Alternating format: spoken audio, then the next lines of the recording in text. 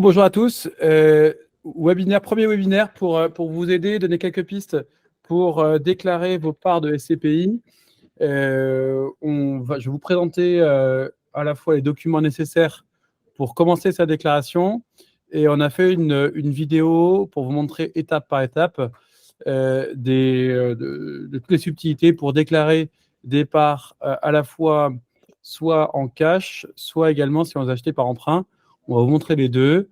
Après, évidemment, tous les cas particuliers, etc. Si vous avez des questions, vous pouvez nous demander, soit poser des questions sur le côté, soit nous envoyer un mail et puis on le traitera si c'est un cas particulier. Là, l'idée, c'est uniquement vous parler avec un relevé fiscal de Quorum, parce qu'il est assez complet entre des revenus qui viennent de différents pays, notamment de la France et de toute l'Europe. Donc, c'est un cas assez complet et on va vous montrer comment, justement, comment déclarer. Si c'est la première fois, ça peut être un peu compliqué et c'est quand même pas mal d'être accompagné. Donc, je vous montre rapidement, on a fait une première slide sur les dates limites de déclaration. Donc, ça, c'est pour rappel. Hein, si vous avez oublié, il y a quand même le 8 juin en dernier délai pour les départements entre le 55 et 974. Donc, pour rappel rapide, on peut déclarer de deux manières, hein, soit au régime microfoncier, soit au régime réel. Pour déclarer au régime du micro, il ne faut pas avoir plus de 15 000 € de revenus et également avoir un actif en location directe à côté, que ce soit un appartement en location nue ou un parking. Mais en tous les cas, on ne peut pas déclarer des parts de SCPI en microfoncier si on a uniquement des SCPI. Donc, on va quand même plutôt s'adresser sur le régime réel. Donc, le régime réel, soit on les a achetés, les parts de SCPI au comptant, soit on les a achetés à crédit et on va vous montrer les deux façons pour les déclarer. Pour commencer, pour pouvoir faire la déclaration, il faut plusieurs choses. Il faut que vous ayez récupéré votre relevé fiscal 2022. Donc là, on vous a pris un exemple. Quorum les a sortis aujourd'hui d'ailleurs, par chance. Donc, vous pouvez récupérer votre relevé fiscal sur votre espace quorum.fr et le relevé est identique pour tout le monde. C'est-à-dire qu'il est présenté de la même manière. Avec d'une part le nombre de parts que vous détenez en jouissance, la SCPI que vous détenez, par exemple là c'est Quorum Origine, et ils vous disent les grandes annexes à déclarer. Donc là c'est l'annexe 2044, c'est la déclaration des revenus fonciers. Vous avez l'annexe 2047 pour les déclarations de revenus encaissés à l'étranger et sur lesquelles ils vous donnent les sous-catégories dans lesquelles vous devez déclarer. Donc là, la 3 pour les plus-values, la 4 pour les revenus fonciers, etc. etc. On va revenir dessus après, ne vous inquiétez pas.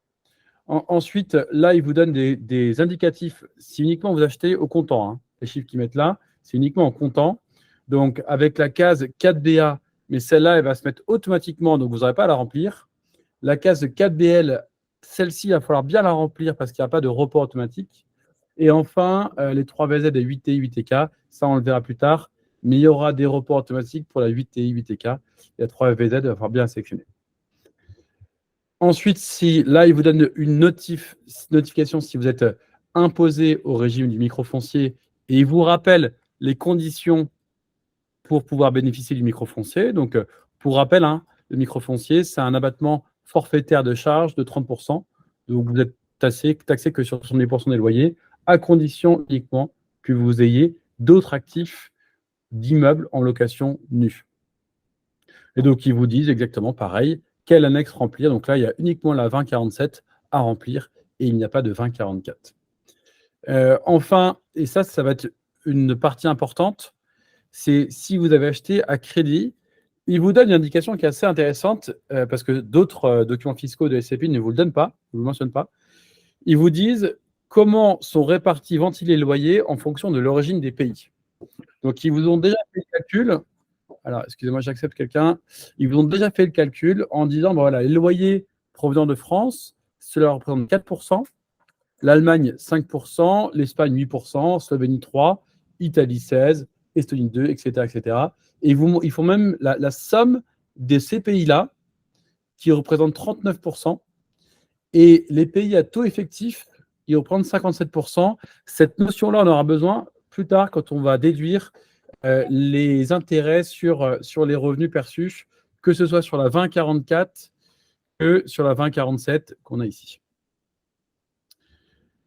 Ensuite, le deuxième document qu'il faut avoir, c'est le récapitulatif des intérêts d'emprunt payés dans l'année et des assurances emprunteurs.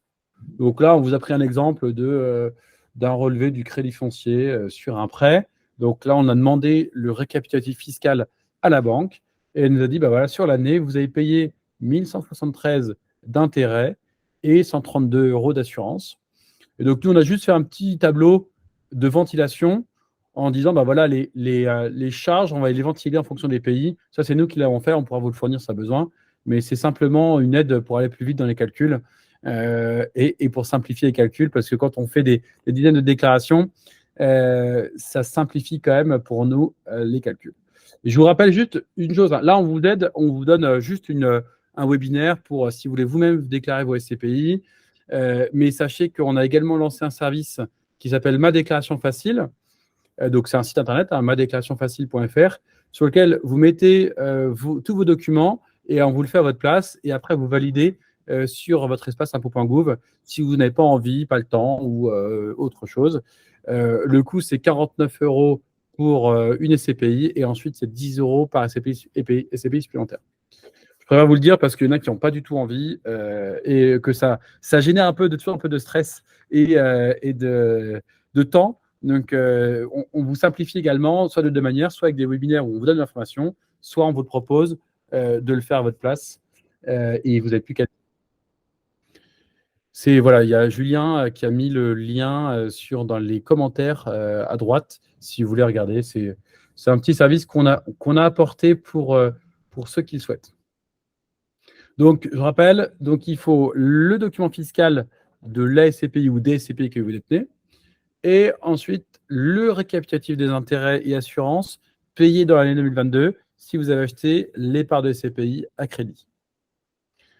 Ensuite, je vais vous montrer, une fois qu'on a ces deux documents, là on a fait une vidéo et on va la suivre par étapes, comme si c'était nous qui déclarions nos SCPI. Donc, je lance la vidéo. Alors là, simplement, vous allez sur impôt.gouv. Alors, je vais doucement. Vous rentrez votre numéro fiscal, votre mot de passe, et vous rentrez sur votre espace impôt.gouv. Accédez à ma déclaration. Donc là, vous rentrez sur la déclaration. Hop. Là, vous savez, vous connaissez parfaitement. Et là, vous arrivez sur les rubriques. Donc là, c'est la première étape qui est assez intéressante, où il faut tout de suite sélectionner les bonnes rubriques.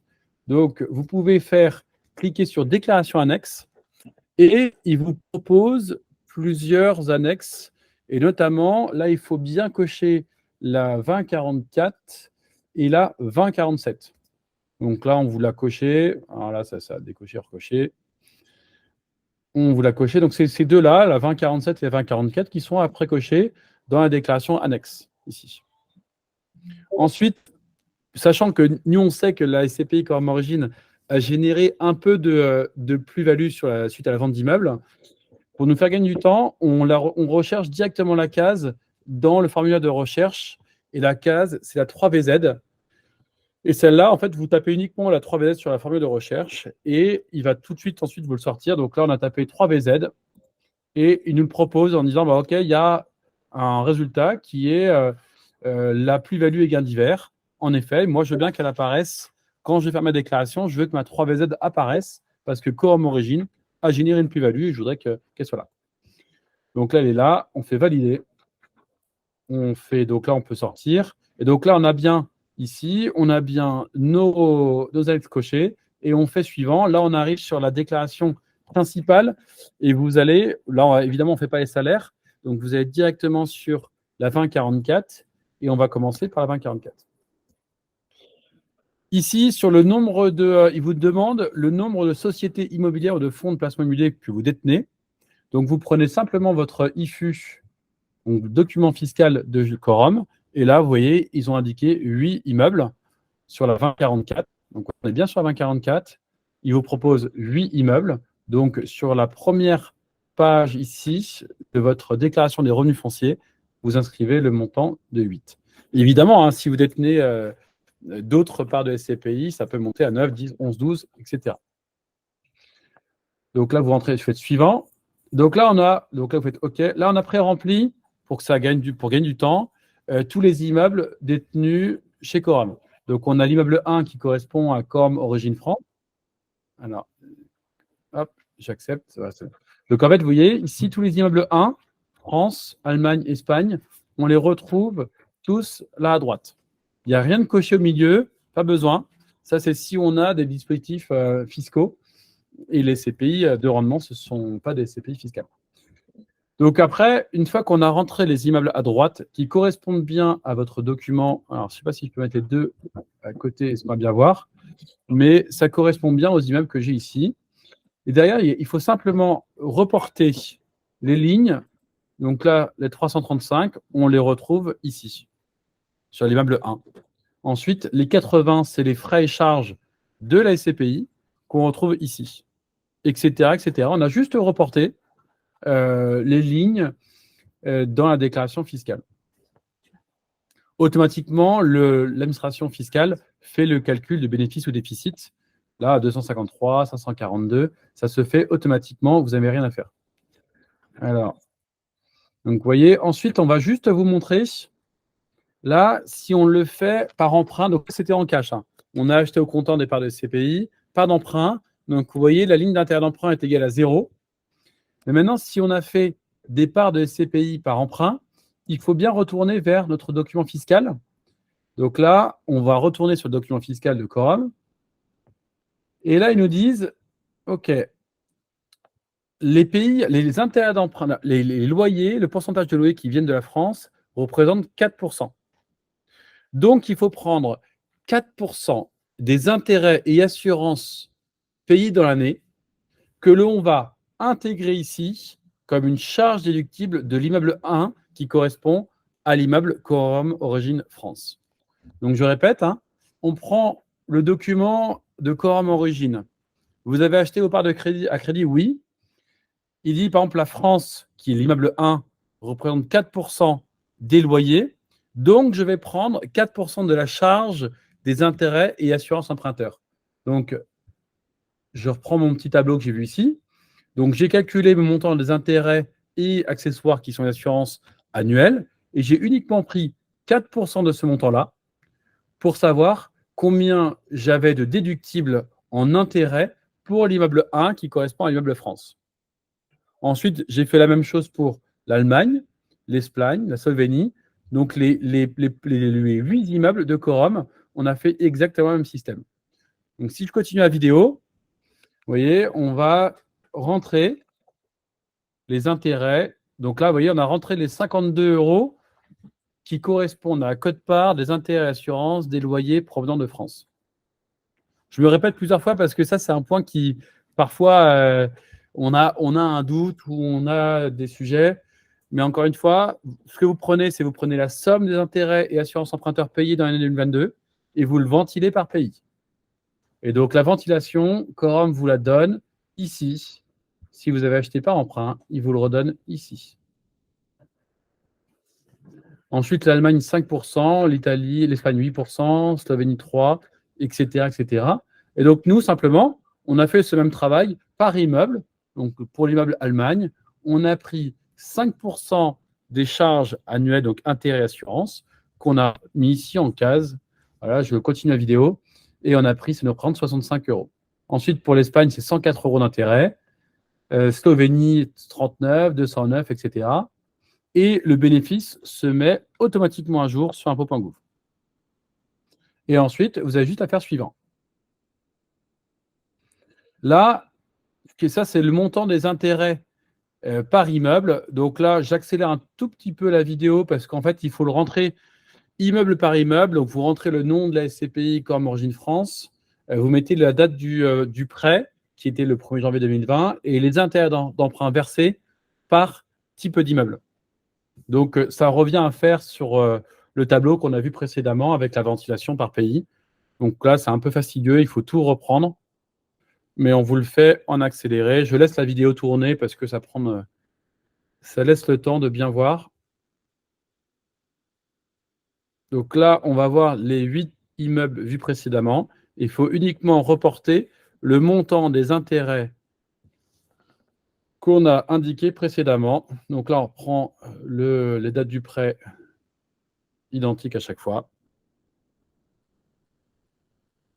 Donc là,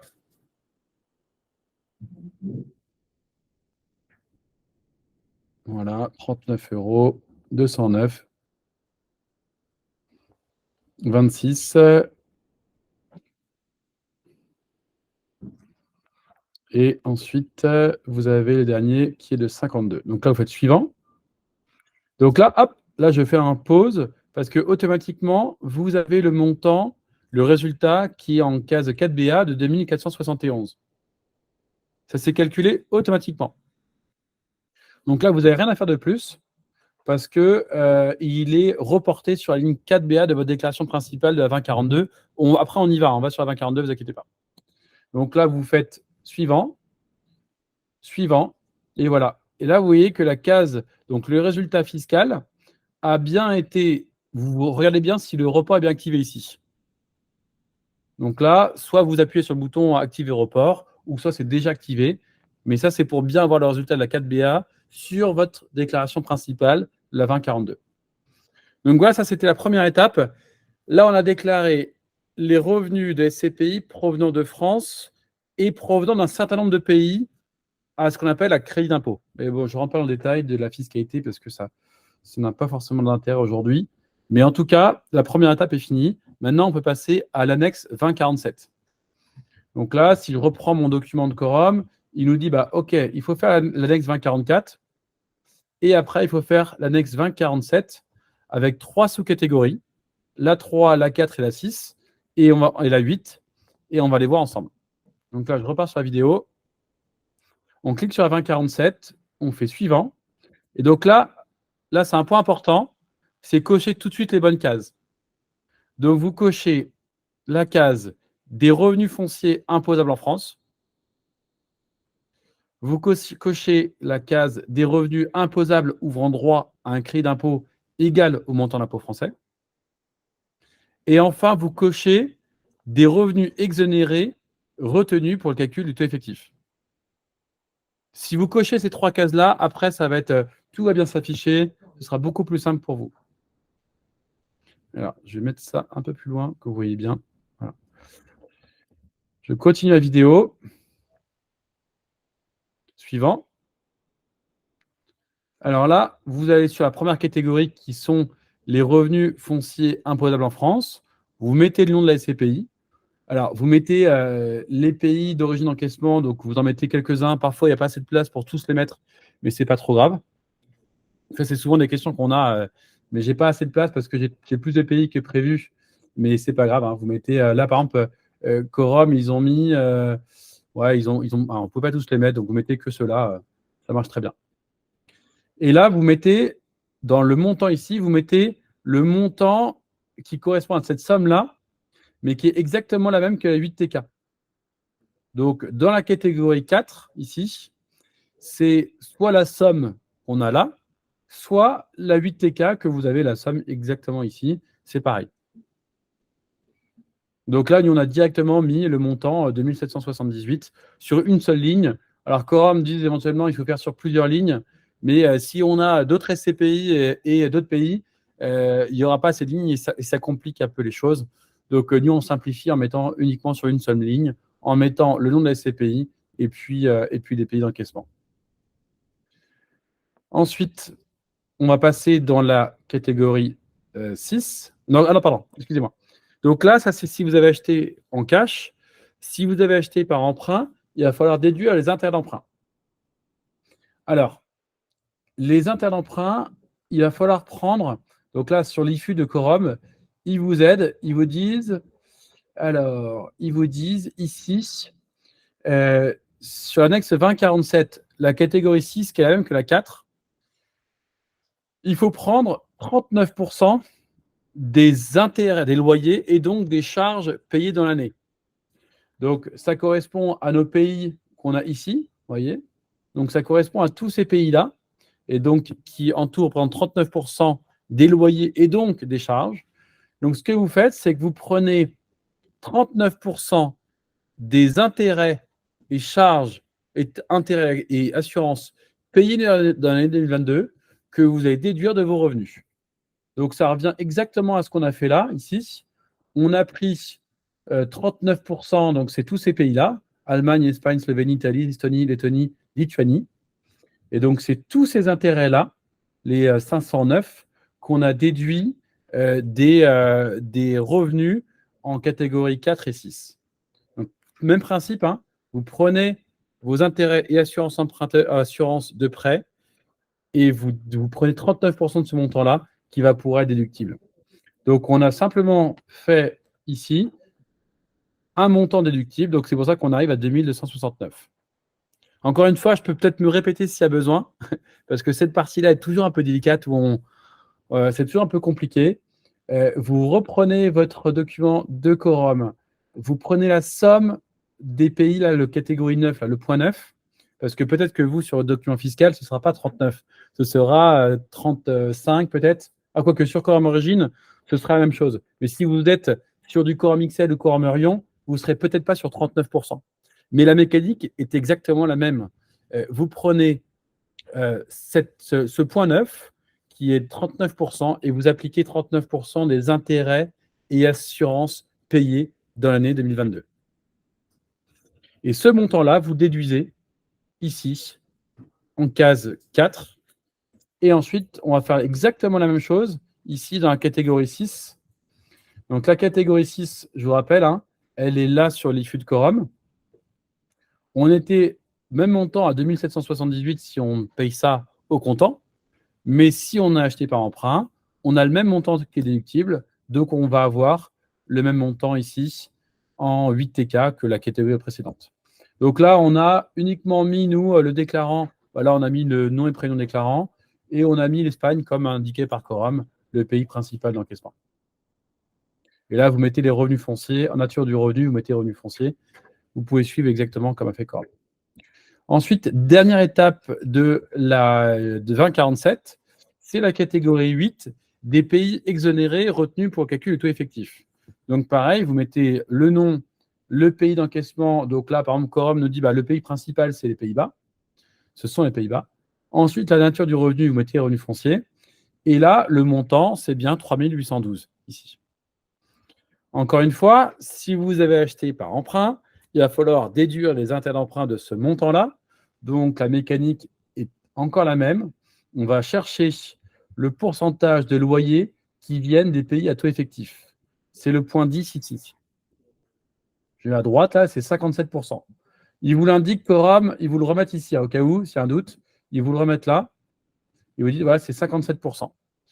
Donc, vous prenez 57% des intérêts et charges payés dans l'année, et ce sera le montant qui sera déductible, qui est pour nous de 744 € du montant total des intérêts payés dans l'année.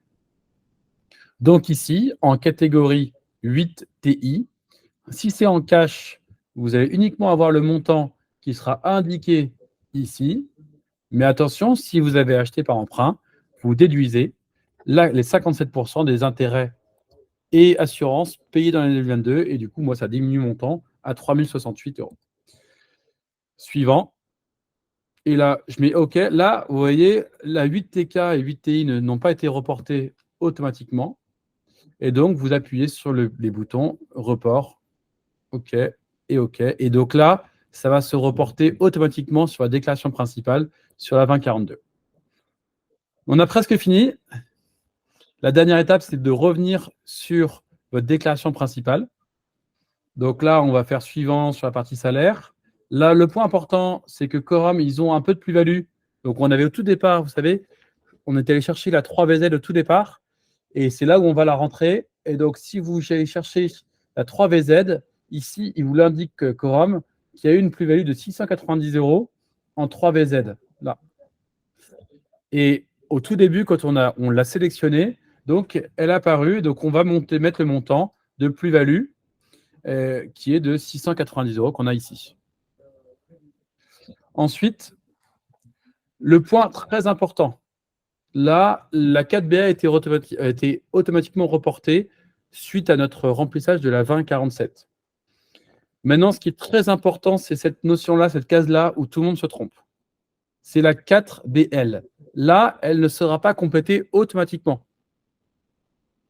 Et si vous ne la complétez pas, vous allez payer des prélèvements sociaux sur la totalité des revenus issus de la France et issus de pays dont le système d'élimination de la double imposition est par la méthode du crédit d'impôt et pas le taux effectif. Donc, pour faire simple, sur tous les pays de France, Allemagne, Espagne, Slovénie, Italie, Estonie, Lettonie et Lituanie. Donc, surtout, soyez vigilants sur cette case-là, la 4BL. C'est un point fondamental pour éviter de payer des prélèvements sociaux sur trop de revenus fonciers. Et là, simplement, hein, la 4BL, c'est exactement le même montant que la 8TK. Moi, dans mon cas, j'avais des intérêts d'emprunt, donc du coup, ça a minoré ma 8TK. Mais si vous n'avez pas d'intérêt d'emprunt, le montant que vous mettez en 4BL est identique à votre 8TK ici. Donc moi, je répète, hein, j'ai fait l'exemple après avec des intérêts d'emprunt, donc ça a minoré ma 8TK. Donc c'est pour ça qu'ici, j'ai un montant en 4BL de 2778. Non, là, c'est en cash normal. Je ne l'ai pas minoré parce que du coup, je vous ai fait l'exemple pour l'instant uniquement si on est en cash. Et si on n'était pas emprunt, il fallait minorer à 2269 qui correspond à la 8TK, cash ou emprunt. En fait, vous faites suivant, suivant, suivant, suivant.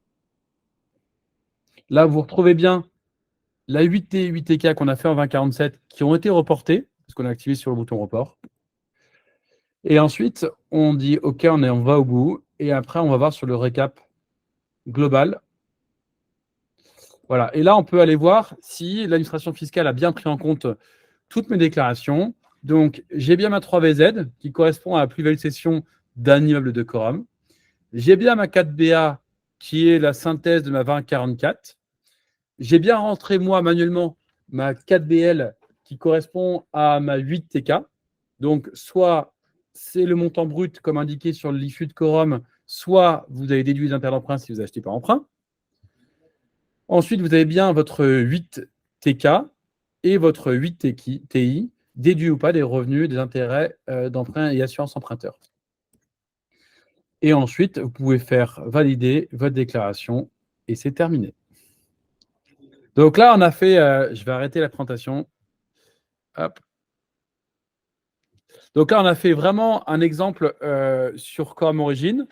Peut-être qu'on va en refaire d'autres, si certains ont plusieurs SCPI, d'autres qui ont des IFU de Pierreval, de Perial, de Sophie, etc., qui ne sont pas forcément présentés de la même manière et qui peuvent porter à la confusion parce que certains ne sont peut-être pas aussi explicites que l'IFU de Quorum.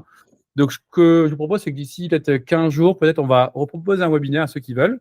Et de toute façon, en tout cas, pour certains, on a le temps. Certains, par exemple, chez Perial, ils vont envoyer plutôt à la fin du mois les documents fiscaux. Pour l'instant, a priori, c'est toujours pas reçu auprès de tous les clients. Donc, ça va arriver progressivement. Hein. Vous allez normalement tous les recevoir. Mais moi, je vous invite à non plus pas aller trop vite sur la déclaration parce que ça nous est arrivé plusieurs fois que les CPI nous envoient des rectificatifs sur leurs documents fiscaux. Donc, c'est arrivé pratiquement chaque année de une SCPI nous dit voilà, on s'est trompé sur telle case. Et donc là, il faut tout refaire depuis le début. Donc, parfois, soyez aussi patient parce que finalement, ce n'est pas si compliqué que ça si on y va étape par étape. Mais peut-être que ça ne sert à rien d'aller trop vite parce que vous n'avez peut-être pas encore reçu tous les IFU de chaque SCPI, des autres produits que vous avez pu faire, hein, de vos déclarations. Et dans tous les cas, on refera des webinaires pour vous sensibiliser à d'autres documents fiscaux provenant de SCPI. Et dans tous les cas, si vous avez des questions, je suis là ou un conseil de Odia qui vous suit est là pour répondre à toutes vos questions. Et en tout cas, n'hésitez pas. C'était un plaisir de vous expliquer si ça vous a aidé en tout cas à déclarer vos parts de SCPI. Alors, il y a une question, c'est est-ce qu'il faut toujours mettre le nombre d'immeubles par SCPI? Alors, par exemple, Quorum propose dans le document fiscal, ils mettent qu'il faut mettre un immeuble par pays. D'autres documents fiscaux mettent un immeuble pour plusieurs pays. Donc ça j'ai rien de dire, c'est comme vous souhaitez. Si vous voulez vous simplifier, vous mettez un seul immeuble Quorum et vous réunissez tout. Pourquoi pas? Bon, ça, Je ne pense pas que ce soit soumis à requalification, hein, parce qu'en tous les cas, même si c'est un contrôle, alors Kianeos peut-être ne dit rien, mais parce qu'il n'y a que de l'immeuble français. Souvent, les distinctions, quand il y a des pays, différents pays, quand c'est que la France, il y a immeuble 1, nom de la SCPI, point barre. La question, c'est plutôt s'il y a par exemple de la France, de l'Allemagne et de l'Italie, est-ce que je mets 3 immeubles pour une SCPI ou je mets un seul immeuble? Voilà, Coran propose, c'est un peu plus long, mais propose de faire un immeuble par origine de pays sur les pays à crédit d'impôt, hein, pas les pays à taux effectif qui, eux, sont réunis uniquement sur la fin 47. Je répète, hein, encore une fois, le piège, c'est d'oublier la 4BL. Et dans ce cas, si vous l'oubliez, vous serez taxé sur les prélèvements sociaux, sur trop de prélèvements sociaux, parce que l'administration fiscale ne sera pas au courant que vous avez une partie qui vient de l'étranger, et notamment de ces revenus fonciers de sources étrangères avec crédit d'impôt égal à l'impôt français. Voilà, c'était court. Il est 19h, une demi-heure pile poil. Je vous souhaite une bonne soirée, un bon appétit à tous. Et si vous avez des doutes, n'hésitez pas à me contacter. Il y a ma déclaration facile si vraiment vous ne voulez pas le faire. Et ensuite, on est disponible s'il y a moindre question. Et je vous souhaite une excellente soirée et à bientôt. Merci.